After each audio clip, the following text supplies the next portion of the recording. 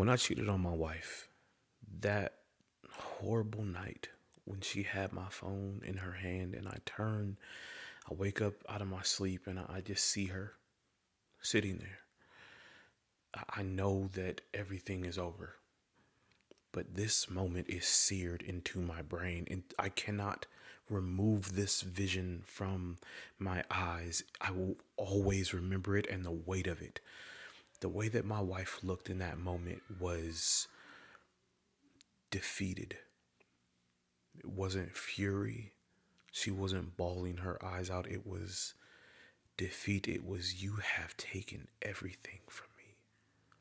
And I don't even have a tear to drop because I'm empty. The weight of that moment was so heavy. It was the pain that I felt knowing that I had caused someone else pain and destruction. It was debilitating. It was as if I was being torn apart internally. That pain is not something that I wish on anyone, and it can be avoided if you don't cheat. And so this isn't one of those, hey, give grace because cheaters also feel pain. This is for the cheater who's listening to this. They know exactly what I'm talking about. And I need for you to lock in with me because here's the thing. I call that the impact phase. During that time, you realize the damage that you've caused. You realize how heavy it was, and you realize how badly you feel. And you think to yourself, I will never do that again. I will never cause that type of harm. I will never destroy the things that I say that I love. And it's a phase. Just like the honeymoon phase exists when things are good, right? I love this person. I'll never leave this marriage. This is beautiful, right? But that phase ends and then real life sets in and it's like, oh, this is what reality is. The impact phase works the same way. You say, I will never cheat on you again. I will never do those things. I will never talk to you that way. I will never ignore your heart. I will love you in the way that you want to be loved. But that impact phase, it does diminish. And as it diminishes, if we have not done the work during that phase, during the recovery process to be better, to solidify the defenses, then you will do it again.